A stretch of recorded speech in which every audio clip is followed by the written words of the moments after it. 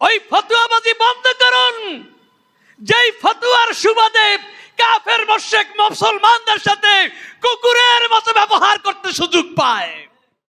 প্রসিদ্ধ বাণী আছে কায়েত শাহ হুজুরের, মজলুম ব্যক্তি মুসলমান হোক কিংবা অমুসলিম হোক, তাদের চোখের পানি আমার সহ্য হয় না, কোনো মুমিনের সহ্য হতে পারে না।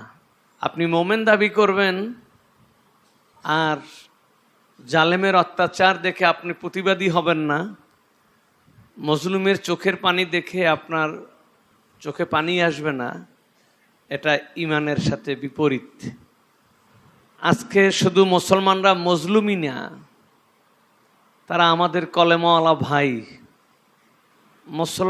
মুসলমানের জন্য মহব্বত ভালোবাসা থাকবে না, তার মুসলমানের দাবি অনর্থক। আজকের সারা পৃথিবীতে কুফরি শক্তি ঐক্যবদ্ধ হয়ে মুসলমানদেরকে নিশ্চিহ্ন করার ষড়যন্ত্রে যখন লিপ্ত, তখন বিলাসী, তখন স্বার্থান্ধ মানুষগুলো আপন ভাইয়ের রক্তের উপর দাঁড়িয়ে নিজের সুখ শান্তি আর বিলাসিতার সন্ধান করতেছে। আল্লাহ এই কঠিন সময় আমাদেরকে ইমানি শক্তিতে বলিয়ান হয়ে মুসলমান হিসেবে কর্তব্য পালন করার তৌফিক আল্লাহ দান করুক। মুসলমানদেরকে কাফেররা লোভের টোপ ফেলে মুসলমানের বুদ্ধে মুসলমানকে লেলিয়ে দিয়েছে। ইরানের উপরে এত বড় দুর্যোগ, অথচ কতগুলো পদলোভী মধ্যপ্রাচ্যের ওই স্বার্থ অন্ধ সিংহাসনে আরোহণকারী জালেমেরা সেই কাফেরদের স্বার্থ রক্ষায় তারা ব্যস্ত হয়ে গেছে।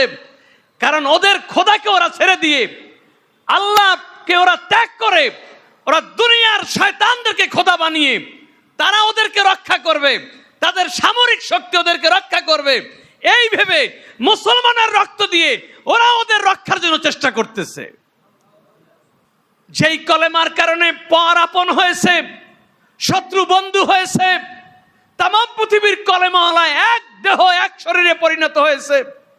যেই কলেমার প্রতিফল হয়েছে এই আল্লাহ রাসূল বলতে, সারা পৃথিবীর মুসলমান একটি দেহ একটি শরীর, শরীরের একটি অঙ্গে ব্যথা পেলে যেমন সমস্ত শরীর অনুভব হয়, পৃথিবীর এক প্রান্তে একজন কলেমাওয়ালা ব্যতীত হলে তাম পৃথিবীর সমস্ত মুসলমান সেই ব্যথা অনুভব করবে। যেই কলেমার প্রতিফলন কি হবে আল্লাহ বলতেছে, ইন্নামাল মুমিনুনা ইখওয়া। ঈমান এমন একটি সম্পদ, এটা অর্জন করার সাথে সাথে তাম পৃথিবীর মুমিনেরা ঈমানদাররা একে অপরের আপন ভাইয়ে পরিণত হয়ে যায়। আজকে তোমার বাবা অত্যাচারিত হচ্ছে, আজকে তোমার মা নির্যাতিত হচ্ছে, আজকে তোমার ভাই লাঞ্ছিত অপমানিত হচ্ছে, আজকের মুসলমানের রক্ত নিয়ে হোলি খেলা হচ্ছে, অথচ তোমার মুখের হাসিও বন্ধ হয়নি, তোমার মাথায় একটু চিন্তা নাই এই ভণ্ড মুসলমানের কোনোই প্রয়োজন আল্লাহর নাই। আপনারা ইখতিলাফ ও মাসালা ফতোয়া আমি আপনাদের সাথে একমত, কিন্তু আপনাদের কাছে বিনীত আরজ, ওই ফতোয়াবাজি বন্ধ করুন, যেই ফতোয়ার সুবাদে কাফের মুশরিক মুসলমানদের সাথে কুকুরের মতো ব্যবহার করতে সুযোগ পায়।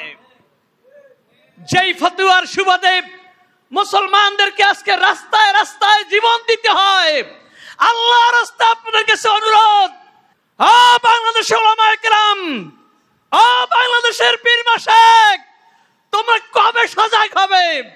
তোমরা কি দেখতেছ না তোমাদের কাছে নেতানিয়াহু মুদির ছুরাত ধরে বসে আছে? দেখো না, এখানে বসে খানকা পেতে আর মাদ্রাসা পেতে ধরাকে সারা জ্ঞান করতেছ।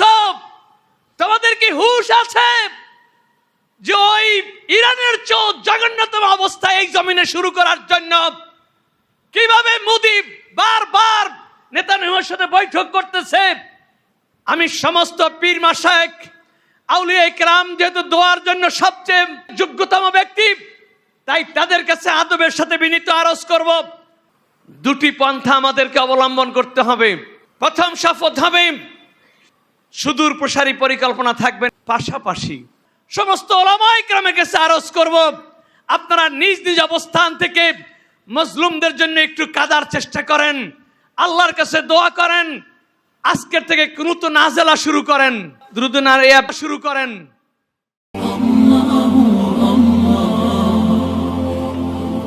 আপনারা দেখছেন এটিআর টেলিভিশন, সত্য প্রবর্তনে ঐক্য।